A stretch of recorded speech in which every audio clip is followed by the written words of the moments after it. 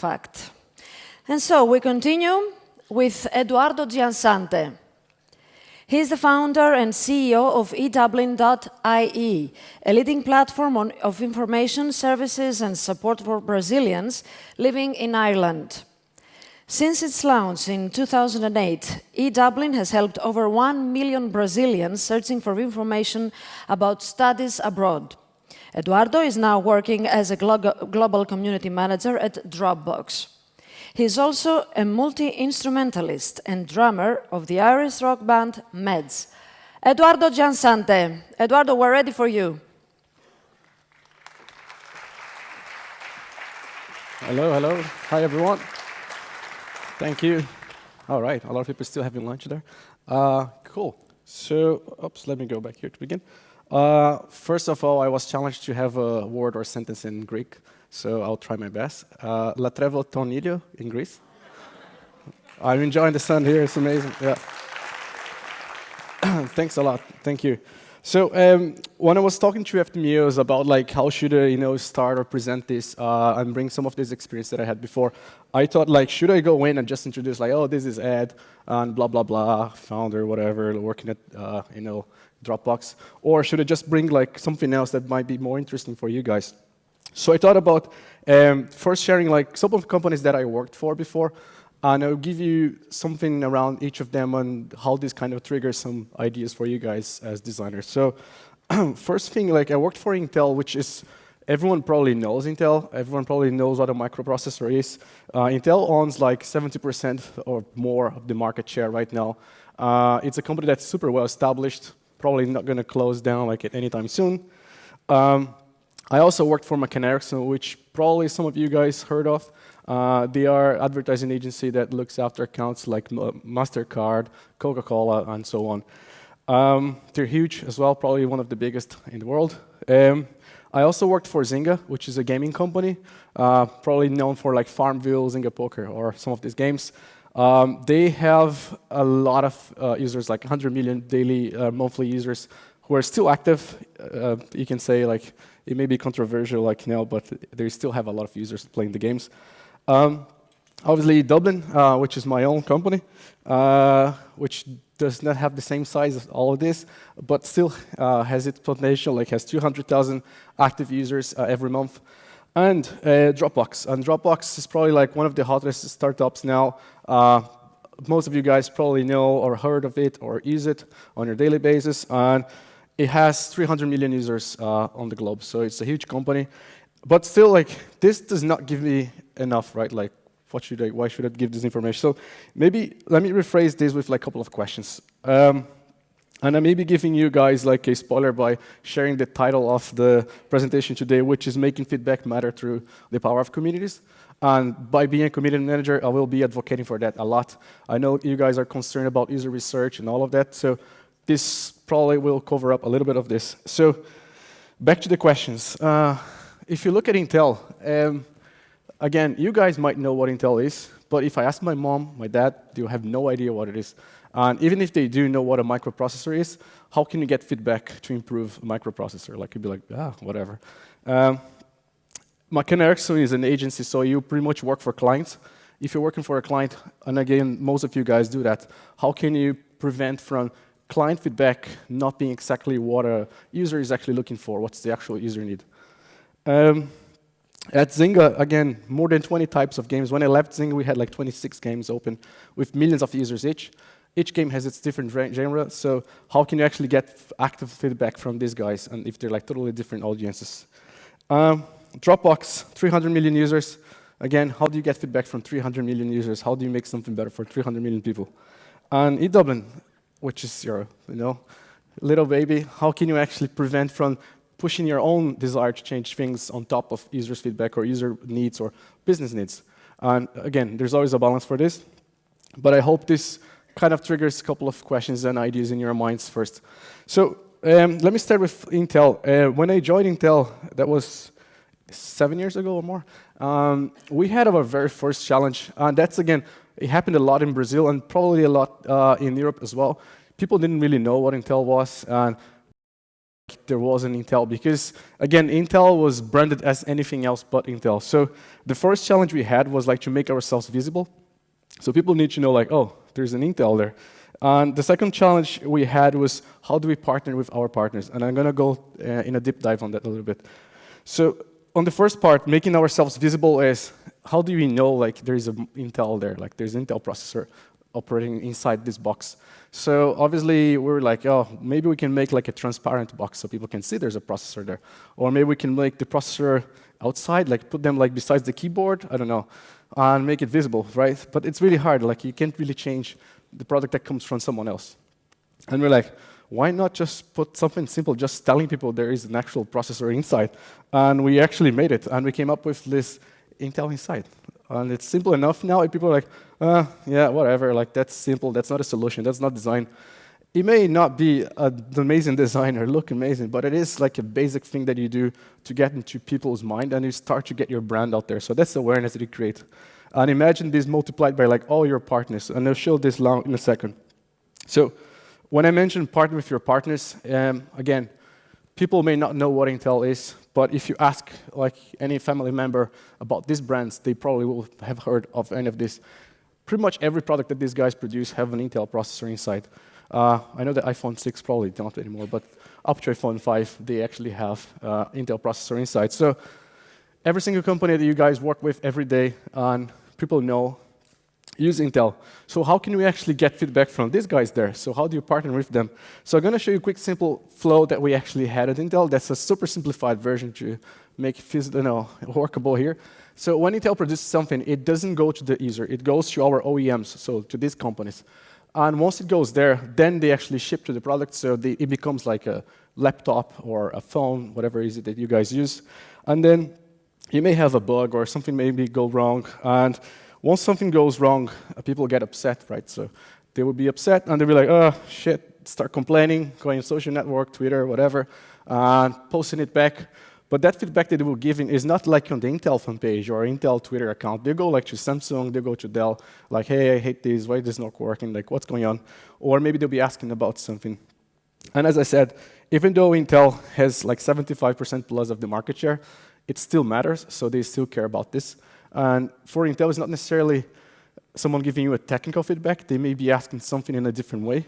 So Intel needs to work with a company, and that's when I actually started working for McCann Erickson, because they needed to work with someone who knew Intel, and they hired me. Oh, that was good at the time, in Brazil, not in the US or anything like that.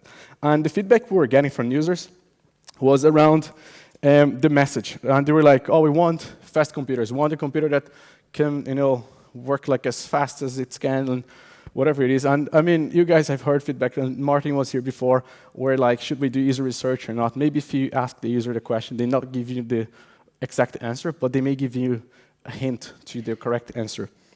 So that was the message that Intel came to us and said, hey, McCann Erickson, they want faster computers. What do we do? How do we message this? And we're like, okay, let's go back a little bit and look at like, what does fast mean? And fast may not necessarily mean like you just perform things faster, because you're not going to be faster yourself. And we were like, so actually being fast is just the ability to do more things in less amount of time.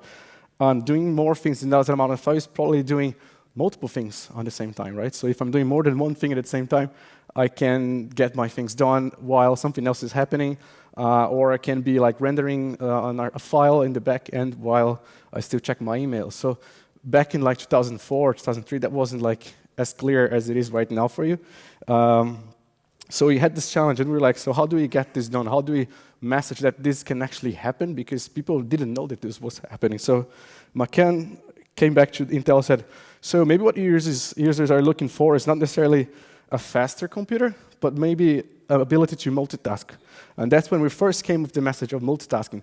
Not sure how far did this message go, like if you guys saw this in Greece, but you probably have seen the first product that came out after this, which is the Pentium with a dual core. And again, core meaning like you have like one brain, and then you have two brains, you can do two things at the same time. There were a lot of campaigns around that, and like, how can you multitask, and blah, blah, blah. And people got happy. And they're like, oh, nice, so it's pretty cool. And it worked. It's about the messaging in this time. So for Intel, the challenge wasn't necessarily like a product change, but a message change. So that's the first thing I wanted to share with you guys about Intel. Then we go like, okay, I have a compelling message. Now, let me jump into Zynga, where you have a lot of games, people play the games, and you probably have heard of Farmville, Poker, Mafia Wars. Who has played any Zynga games ever? Or got bombarded by spam in Zynga games? There you go. Yeah, so that's what Zynga does. We bombard people. Zynga, for those who don't know, the model we work with is called freemium.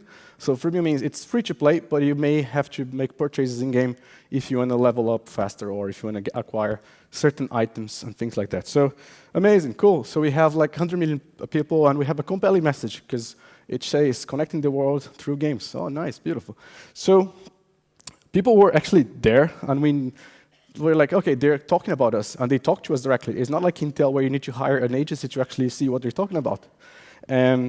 But then we're like, okay, so if they're like all over the place, like, if you even search now, you can get loads of messages about FarmView, accounts that are not, original, or like they're pretty much fake, or people trying to create cheats and bots to get stuff. So we're like, we need to look at like the right place here. So how do we do that? And we applied the 1% rule. Are you guys familiar with the 1% rule? Okay, so 1% rule on the internet is 90% of people on the internet, they are lurkers. They're just watching content or visiting content. They don't take any action on the content. They just read, consume, read, watch. It's like TV. 9% of people, they're contributors. So contributors are people who actually perform an action. They like, they share, they comment, they dislike, they do anything on the content that's created. But then we have this 1%, which are people who actually create the content. There are people who actually influence others. And that's one point that Martin brought up before, where you may be talking to the right, like maybe it's one guy that's an influencer that will make the whole difference on your product. So at Zynga is the same thing. And big companies, that's the big thing that happens for us, is influencers who actually make the difference over that whole chart. So how does that work for Zynga? At Zynga, the 1%, being it right or wrong, are people who are blogging about it, but a lot of cheaters, people who actually create scripts and create things to get workarounds to get more points or level up faster, whatever it is the reason. Then you have people who actually want to get this, right? So these are your like contributors at Zynga. Like they're not really interacting with Zynga, but with people who can give you free stuff. It happens as well. And then you have like your remaining players, the not so loyal, but like they're not really trying to scam you or get anything for free. And we're like, okay, we need to make a decision here, so who do we talk to? And we actually like, okay, let's talk to the cheaters here. Let's talk to these guys and see what's going on. And if you look back at the pages I was showing you guys before, if you look at like, they actually have a lot of likes and people following them. And that's like nowadays, it used to be much better before, some games lost traction and things like that. So these guys are highly influencers. And they actually create a lot of content. Regardless of being like cheating or anything like that, they are really, really passionate about the game. So it does happen that you get someone who you may see as like a threat, but if you partner or you work towards like, helping them or listening to them, that can turn around. So we were like, let's talk to these guys. So we created something that we call a PAC group, Player Advisory Committee.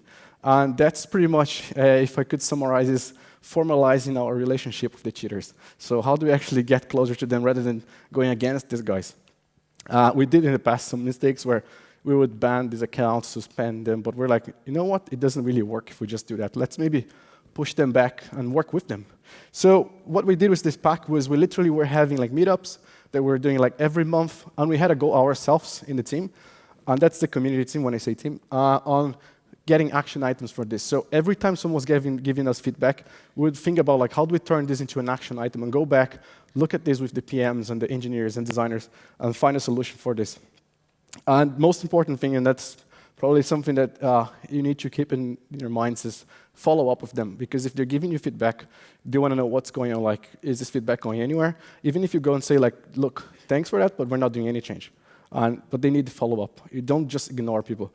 If you guys do interviews and you don't get an answer, you get pissed off, right? You're like, what's going on? Did I get my interview? Did I get my job or not? Or if you send a design and then you get approval, no one actually approves or gives you any feedback, you're like, seriously, even if you come back to say like, I don't like this design, you want the follow-up. You want to hear back from them. So that's very important for us.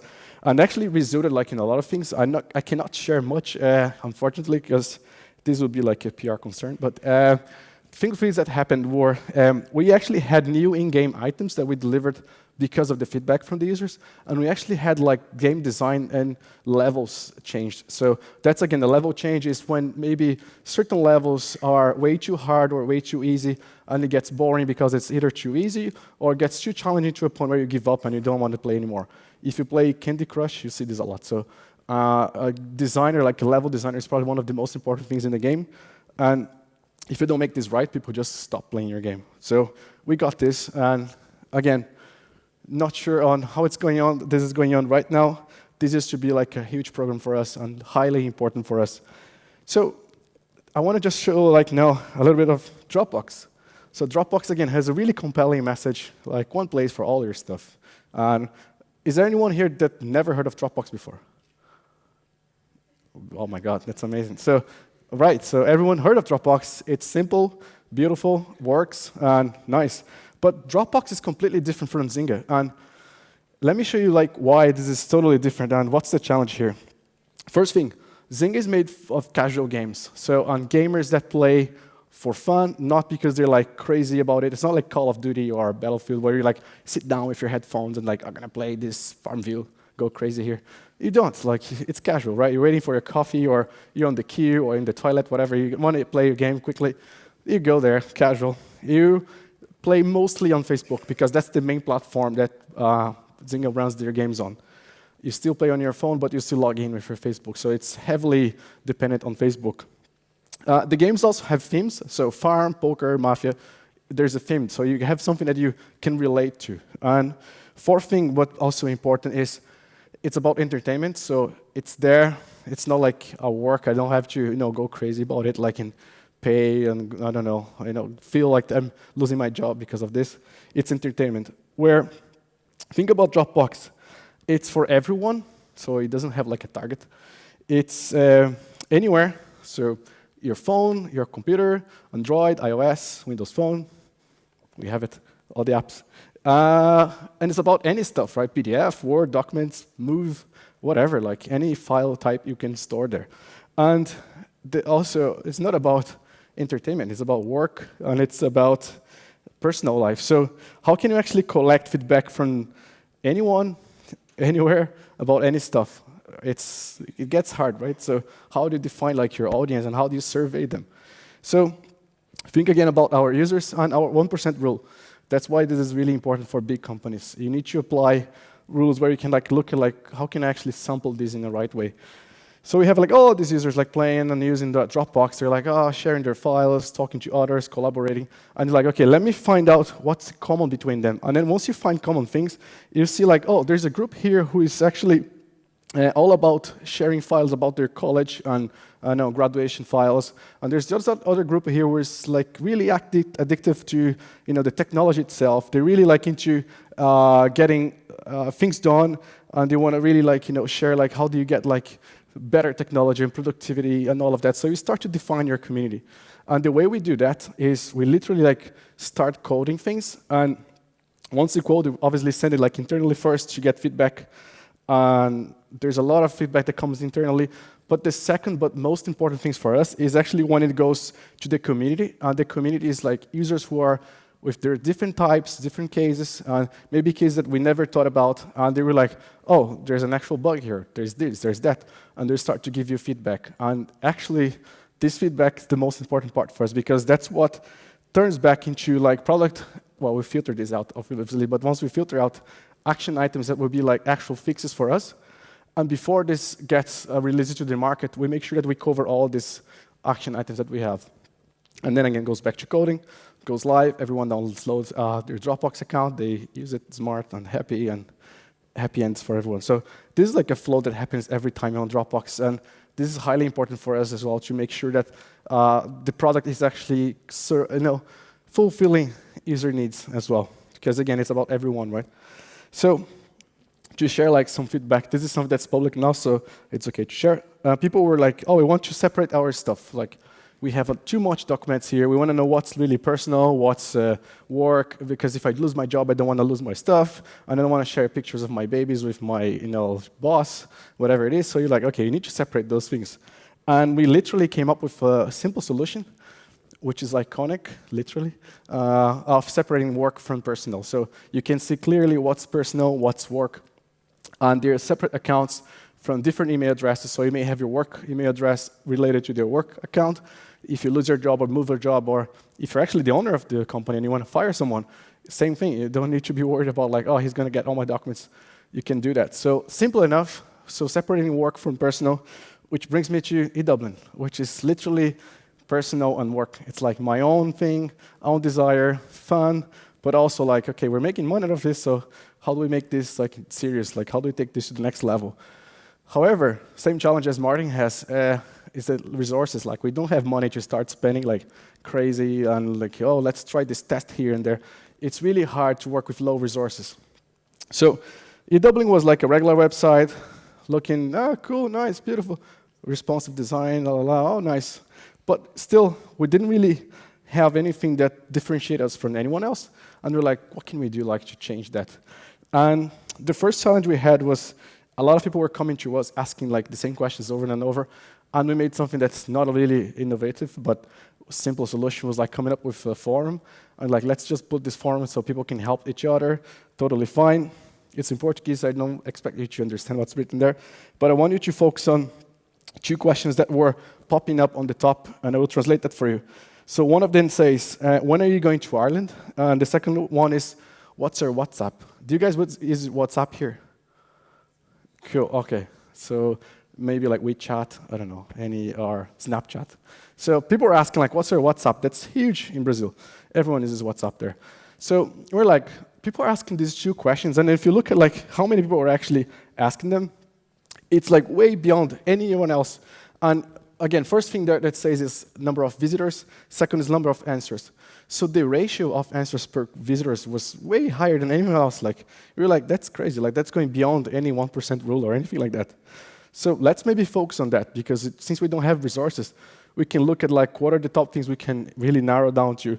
So first thing was like people asking, when are you going to Ireland? Reason why people ask that, usually when you're going to travel somewhere, you want to know who else is actually going, who has been there, get their feedback and things like that. And we're like, maybe we can take this question to the next level and actually just ask, when are you going?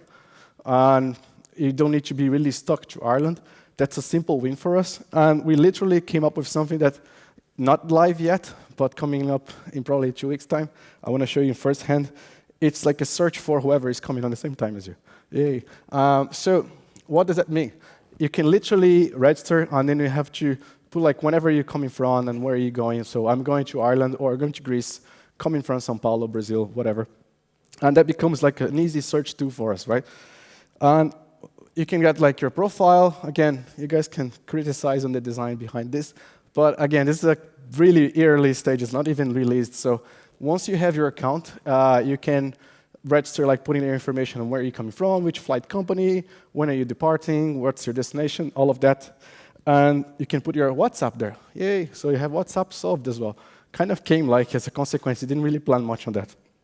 And what's most important for us here is that we actually get users' data, which I'm not going to share. And by having user data, it's first, the better you understand your audience, the better it is for everyone, right? For you and for the audience. And the better you also understand their needs, the better you can actually target them for advertising or for business reasons. And obviously, like first thing is like having a better understanding of the users, better UI, better user experience in general, and better ad targeting or better serving their business needs. It's higher conversion rates for us and more money for the company that can fund more projects and more fun stuff.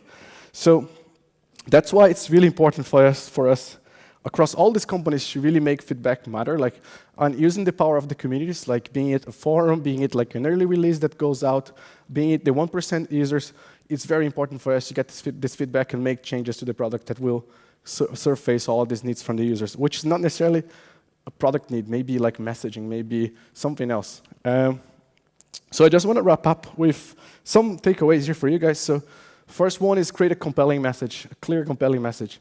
That's an example for Intel. Intel had a message that didn't really resonate with the audience. People didn't really know what it was. They didn't even know there was a product there, so make a clear, simple message. It could be like a simple stamp saying Intel inside. That was the simplest solution we found. Partner with your partners, and that's very important. Like right now, how many people here are like designers or engineers or designers of interface or designers or graphic designers, whatever it is, like partner with people as well, because that's highly important for you to get stuff done. I'm hoping to get design done by Tobias, Martin soon, and Robert. Let's see. Apply the 1% rule. Make sure that if you are too big, like if your audience is growing too much, apply the 1% rule. Get a sample. You don't need to listen to every single user. It's going to be too crazy for you. You're not going to be able to follow up with them. Focus on you can make an impact, because that's, again, on E-Dublin, we don't have resources. We can't really do everything and solve everyone's problem. So we need to really focus on things that will make the difference. But again, always follow up with your users. Always go back to them. If they're giving you feedback, if you ask them for feedback, most importantly, ask them back like, hey, here's what's going on. Here are the changes we're making. Or, hey, we're not going to do any change. Sorry, but thank you anyway. So get back to them. So with that, I want to thank you, everyone. And yeah, happy to take questions.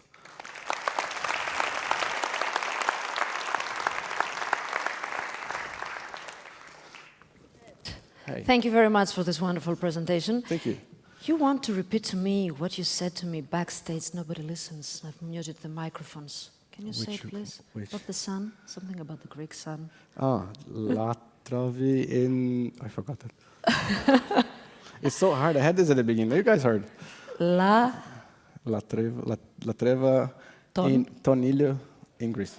Great. Yes. I'm sure nobody visits Greece and more or less Thessaloniki and, of course, the music hall, this building, and doesn't love or doesn't adore the sun or the sea. Yeah. It's your first time here in Thessaloniki? First time in Greece, yeah. I think you should come again. I want to come back, yeah. I definitely want to come back for more time. Yeah. Did we make an impression to you? It was an amazing impression. Like, okay. Actually, are you going to stay and party for the rest of the day? Yeah, of course. Yeah. Enjoy the beautiful girls? Yeah.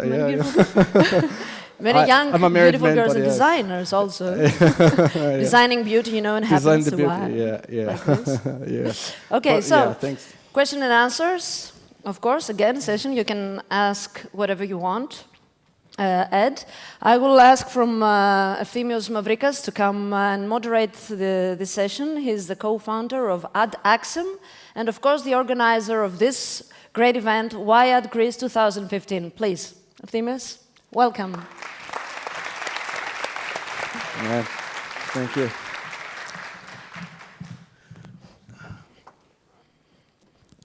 All right. Hi guys, thanks for being here and for enjoying the sun in here with us. So first things first, I wanted to tell you all that Ed will be with us until Monday. So tomorrow he's available for a tour of the city if any of you are takers. Yeah, so beer accepted. Yeah. So I wanted to ask you a bit about, professional mistakes. Yeah. So what are some of the more common mistakes made when building communities and asking feedback from users? And have you made any of those yourself? Yeah, I've done like a lot of times. I think one thing that we usually do is assume things. So we make a lot of assumptions when we get feedback. And I'll give you an example on E-Dublin. Before everything happened, we were like, oh, maybe we should start promoting more content on forums and people can help each other, and that's going to be, it was just a pure assumption because they're asking the same questions. But then we realized that people who were coming to visit the website and get information were not the same, because every time you go in, like on a holiday, you go in and you check a website for information. But then in 2 months' time, it's not you coming back there, it's someone else, it's other FTMEOs coming back there to check again for information. So if you assume that they're going to help, you're like, okay, that's the first mistake. So how do you make this available? So preventing this kind of mistakes is like being really close, paying attention, and trying to be an expert of the issue yourself. Mm-hmm. So that would be like the key thing. As Martin said, again, a good example is he was the primary target for his own product. So if you know what you're trying to, what problem you're trying to resolve, that's the main, I think, solution or the right way to get the things done. Okay. As a follow-up to that, do you keep track of these users coming back or not coming back? Do you use analytics? Yeah. Tools? Yeah. Yes. We do use a lot of analytics, and now with this new registration flow on E-Dublin, we can pretty much see every single path of user. So I know if a user is like has been multiple times on the page, on which kind of content they saw, and we can define by the types of content they saw, what are the type of user they are. Like they're more like a traveler, or they're like in the business, they want to find like work abroad, they want to study abroad, and they're more like into finding courses or information about graduation. So the more you can understand this, the better it is for us. So we do keep track of a lot of this. Yeah. Okay. And across your work during your career, as you went through basically for, I guess, very different corporate structures and different markets, have you seen similar types of tools and analytics used in terms of the customer feedback, or did they vary widely depending on the industry? They change a lot, especially for companies like Intel. Like they don't track the data themselves. They have an agency that do that for them and provide them with the feedback. So it's the concern of like how much data you're tracking from the users themselves, or actually tracking from your client. So your client's giving you feedback, and you think this is the actual data. Okay. So it changes a lot in that. At Dropbox and at Zynga, like they're huge. Like they have millions of users who are you're dealing with them directly. So you need to be really smart in which data you track and how can you sample. How do you do A/B testing? A lot of this. Right. Yeah. Yeah. Okay. So how do you have any specific ways that you keep your audience engaged? Something that you yourself have devised? Yeah. Or do you have to apply specific guidelines based on corporate policy? Yeah, yeah. There are always policies. I think a good example, I think, especially at Dropbox, is I do talk to people directly myself as well. So it's not only having like a platform where users just talk between them. Like I jump in there every day. From time to time, I ask designers, engineers, PMs to jump in as well and talk to them, like maybe roll out like a 30 minutes Q&A or 1 hour Q&A, or just be there like from time to time to answer 1 or 2 questions, or get back to someone who shared the feedback, because that shows that we're actually listening to them as well. You may not get everyone and reply to every single question or every single point mentioned, but if you get back to them, they're like, oh, they actually heard us, so that's pretty cool. Okay. Yeah, yeah.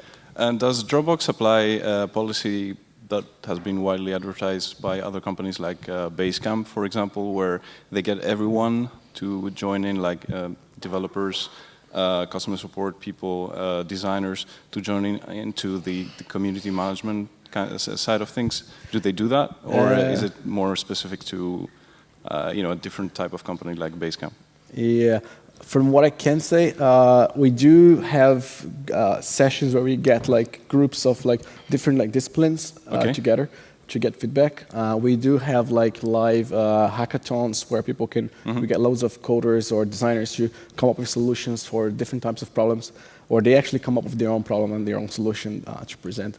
And we have people from every single discipline there, like from marketing to, infrastructure, like to listen and maybe get like, oh, maybe this could be potential for us, or maybe this guy has potential as well. So it's not only about the idea, but even like people who could be a potential talent for us that we can hire. So we do that a lot. Yeah. Fantastic. Yeah. So now a more local and not technical kind of question. So both Brazilians and Greeks are nations of expatriates, so metanastes. And I wanted to ask you how, both personally and professionally, you have managed the transition from, living and working in Brazil to living and working in Ireland, and how you feel about it. Yeah.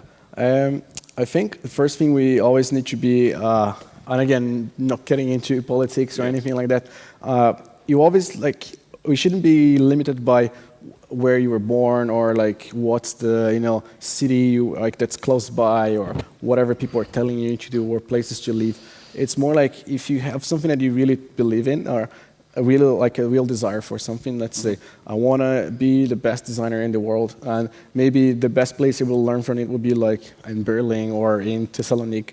And what you do is you go after that, right? You shouldn't look at this from the blocker point of view. There's always going to be a blocker from visa, from being abroad, different cultural language.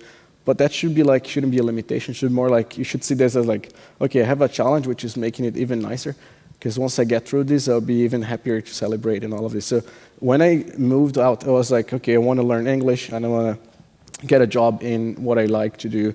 And it wasn't necessarily about like, oh, let me go to Ireland because there's an easy way to get a visa or whatever. Like, it's more like, I want to go abroad and let's see where it lands me. And it shouldn't be limited by like, I think like just country where you're born, like that's just, you know, country where you're born. That's it. Cool. It's just data. And one last question from me before we give the mic to the floor. Sure. And Twitter. So you have a band. Yeah. And I guess you always had bands, yes. right? So how do you manage having a band and so having you know, a hobby which you love and being in a very competitive working environment where you have to, well, you need to have a very good work-life balance. Yeah, yeah. So I think work-life balance is a really good point because it's working at Dropbox or like Spotify, or you having your own company is not really doing a 9-to-5 job at all. Like you need to be available, and by just enjoying what you do, you start like you work like crazy hours. You don't really realize like how often you're working, but you just do that because you just love the thing you're doing and you're passionate by like the product that's coming out of like what your work is being done. And then having a band is the same thing. Like obviously it's fun, entertainment, but at the same time, I want to take it seriously to the point that like I want to put time and commit to this and dedicate X hours per week. So it's about balancing this. And once you start balancing what you like to do, it stops being like work and personal. It's all together. Like I mean, I'm doing because I'm having fun with this. And if you don't have fun at your job, like you shouldn't even be working there. So. Yeah. So how many rehearsals do you manage a week? We used to do 2 a week, but now it's 1 because it's a 2-hour journey to go to the rehearsal area. So I spend 4 hours like a commuter to get to rehearse. Yeah. Oh, fair enough. All right. So let's take questions from the floor now. If you have for Ed, or check what is happening on Twitter. Sure. Anyone?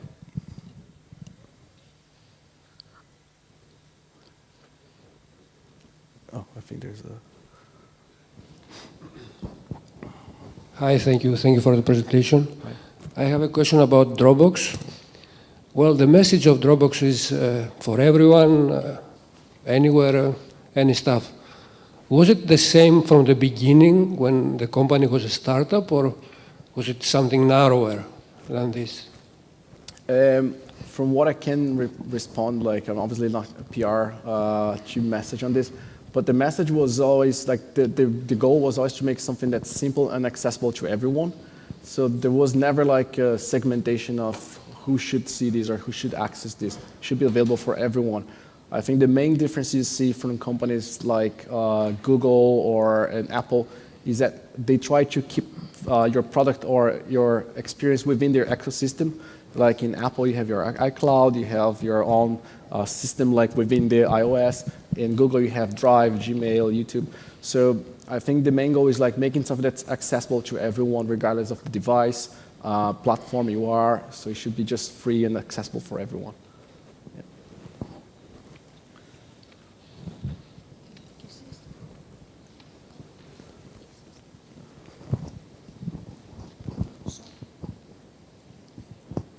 Okay, I have 2 questions to ask. Sure. First of all, you said about Intel that they should have put the stamp on so people will know that there is an Intel microprocessor inside. But Intel has created this characteristic chime with the little theme. Is that the way to make yourself known through the sounds and stuff like that? And the second question is about Zynga. It is fashionable lately for gaming companies to ask people, what do you want to see next from us? Is Zynga doing this in a way to keep people connection with people and what they want to play next? Yeah, so let me maybe start with the first question. There's a book that if you guys haven't read, I recommend. It's called Making Ideas Stick, or Made It to Stick, which is exceptional about like how you actually make something that people always remember. It gets to the point where you may have seen like brands that are, the actual product is called the brand, and you don't even call the product itself from its original name. So that's what we wanted to get like at Intel, is making it to a point where like, hey, do you have an Intel processor from AMD, like where you're like actually calling like it Intel. So the sound is part of it, the like signature at the end of every single TV commercial, making the sticker like the same across every single device. So this is all part of this, making it stick. So you need to remember that. And it's important because it was awareness. So people needed to, we wanted to get to the point where people see this as like, I can trust this computer because there's an Intel processor inside. That was it. Really, it was really important for us to have that. On the second question, there are, yes, at Zynga, questions and surveys and testing and talking to these influencers, like people, the 1%, about like what do they want to see next. But there are things that we know there are, we call like evergreen areas, which are areas that will always be successful somehow. I'll give you an example. King developed this game, Candy Crush. It worked really well. And it's a game that's known from everyone. It's a match 3. It's a game that's not new, like matching 3 pieces and then you get through. And that's old, like that's no news to anyone. But they just branded it in a way that got catchier because it has like nice characters, nice animations, and nice design. Then they launched like a new game which has the same match 3 aspect behind it. So sometimes you may see a different brand, but it's just like literally like a skin over an existing process or an existing game mechanic that you know. Because that's the hardest part of a game. Like you don't want to create a game that people have to learn from scratch, because that's a real blocker for them. So everything you see, like on electronic arts games or any battle games, you know that the shooting button is the same everywhere, or the defense button is always the same. So you don't change that much because you don't want to get them too far out from what they know already or they're used to. So yeah. I have one more question. Yeah. Is user feedback useful for you? Like you have the forums open, and people answer to each other. Is this helpful to find out exploits of the system or the product, or is it confusing because you see how the newbie reacts to it, how the expert reacts to it? Yeah. So that's why it's important to know your audience, because you may be getting the same question asked by a different audience, and maybe the answer you're looking for is not the same. So a newbie that's like, for my first time here in Thessaloniki, can you invite me to like a really crappy pub? I'll be super happy because it's my first time going to a pub. But if I'm a user that came back, like if I'm a tourist that came back here like often, and you offer me the same touristic place, I'll be like, yeah, not really. Like I was looking for something a bit more local. So again, if you know them, you would know what to answer to them. So that's when I think understanding who is your audience makes the whole difference on getting feedback. Thank you. Yeah, tonight we'll be going at the Ble concert at Mavri Tripa. So It's not a crappy kind of, pub, is it? it's somewhere in between. Okay. It's crappy, Good. but a really nice sound system. I like it. Yeah. I mean, for anything, I'm down. Cool. Yeah. So we have time for more questions, so feel free to shoot until we load the hashtag, which is taking an eternity.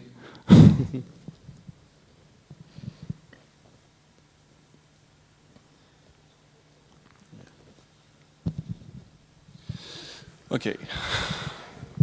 So to come back at what we were saying about Basecamp and all sorts of different kinds of professions participating into the feedback process.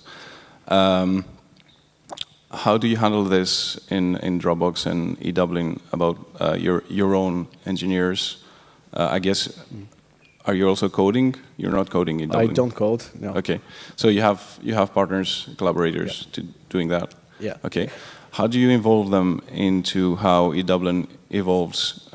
Because I guess that was started by you. It's named after you. No, it's not named after me. Yeah, I the do. name is No? so similar, but it's not named after me. No. We mustn't tell. No. No, it's E-Dublin is just because at the time, like internet had this like email, blah, blah, blah, was like the electronic version of things, and E-Dublin was just electronic Dublin, was boring as hell, like All right. 90s. Yeah. Anyway, so but I guess it was instigated by you.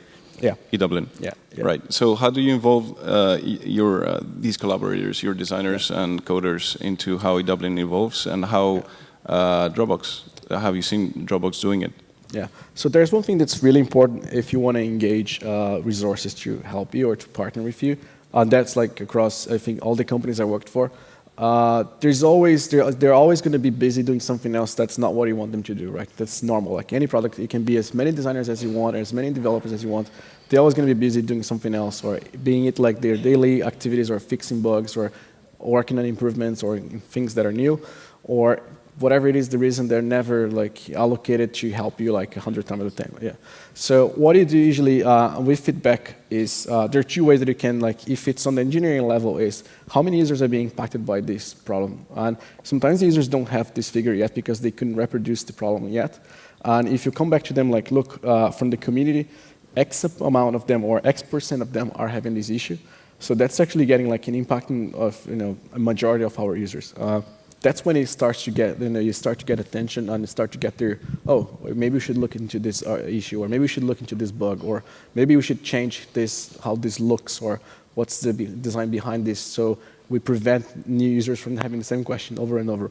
Mm-hmm.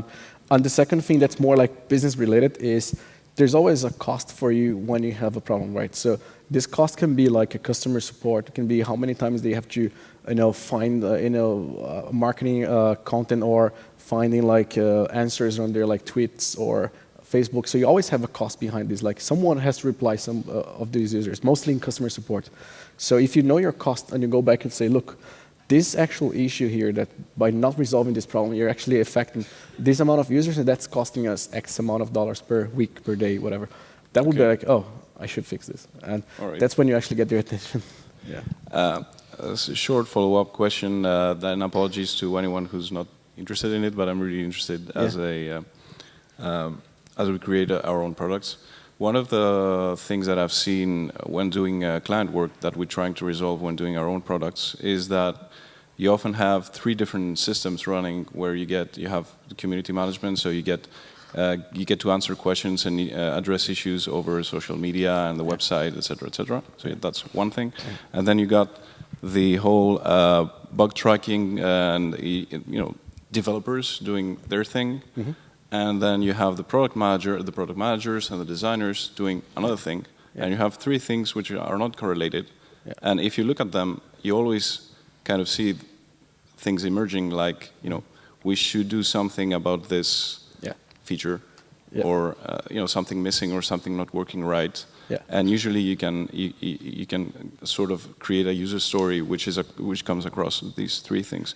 Have you seen this happening? Yeah, yourself? Yeah. It does. Like it's like we usually have these overlaps, like between not only community but also customer support when they actually get like phone calls or emails with customers having problems, or if someone is popping like on forums, or the engineers are like, oh, maybe we should look at this as the next big thing to do, or this is the next problem we're trying to tackle here. And I think the main thing is, and again, like when you start to understand like what's the actual root cause behind it. And again, if you read books, like you see a lot of like ask why 5 times, and then the 5th time you actually ask why is when you actually get to the root cause. Yes. You can try this if you guys haven't tried as well. So usually we do that, and especially when it's coming from the user, because again, another example, like Henry Ford, like people are like, oh, what should we do? Like, what would be like the next big thing? Maybe a cart with more horses, or like a powerful horse. Maybe if he messages it differently, like him, like, okay, we have a car now that has like the power of 40 horses. You're actually doing the same thing with a different product. So you're just messaging this in a way that people will be like, oh, that actually means that this is a powerful car. And they still use the horses as a way of track the power, like measure power. Yes. So again, you may come up with like a solution to what users are looking for, but just not necessarily what they're expecting as, oh, I want to see a bigger horse or like a monster here that's going to drive my cart. So that may be like a way for us. We try to go into the root cause behind the user case and see if that matches or overlaps somehow with what we're trying to resolve internally. Yeah, that's great, because the root cause is the user story, right? Basically. Yeah. And that's great because Robert later in the evening is going to talk about Agile and user stories and how they apply them into the creative process. Yeah. So that's great. Yeah, we do a lot of Agile in E-Dublin because we need to be fast, and like we don't really have a standard like roadmap that would be this one forever. So we keep changing it based on this. So yeah. Cool. Cool. So let's see if we have something over here. If it's not loading, do we have any more questions from the floor until this loads? Over there.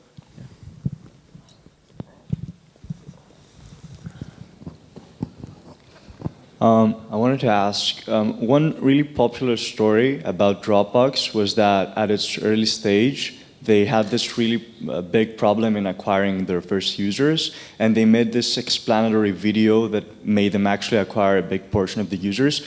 So the question, first of all, do you know the story, and could you elaborate on it? And was it like a result of feedback from the community, or?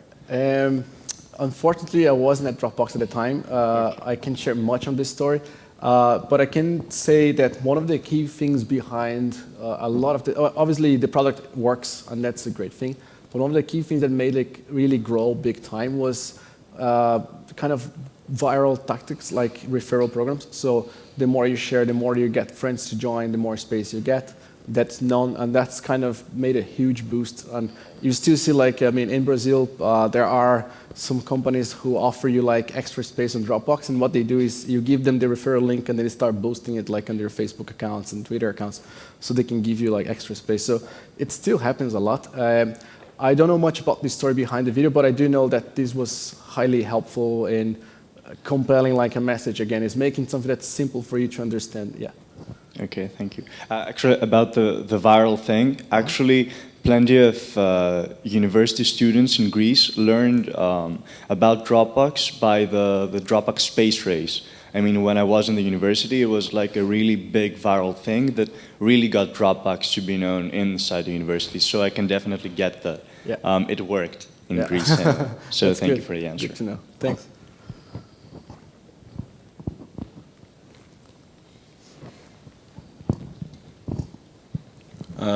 Quick shout for people watching over our live stream. Because of the network issues, we cannot get the hashtag to load. So if you're asking any questions right now, they probably won't get answered right now. You can call us. Well, yeah, call customer support. No, you can. I'm sure you can message Ed over Twitter. Yeah. So it's at Edu Giansante, EDU GIANSANTE, right? And he will. I'm sure he will answer them directly later on. Tomorrow, when he'll be strolling around the city, he'll be answering your questions. When I get internet. Pretty sure. All right. So, do we have any last questions? We have about 3 minutes to go on this session. Maybe one more. I'm sure you have a question for a Brazilian living in Ireland. Anything about Ireland? I miss the sun. That's an important thing. Yeah. And thank you, you guys brought it. Nothing about football? Nothing? Really? About the game against Germany? About the World Cup? Nothing? Jeez. I mean, come on, right? What it felt like? Not for the Germans, please. What Don't want to do that. How does it feel? No, nothing. No comments on that. I can't comment on that. Okay. Well, they're fair play. They don't want to force it. Oh man, on you. Disaster. Okay. Yeah. Okay. Yeah. All right then. No more questions. Last time I'm asking. Right? Okay. So that's it for this session. Thanks everyone. Thanks, man. Thank you. Thank you.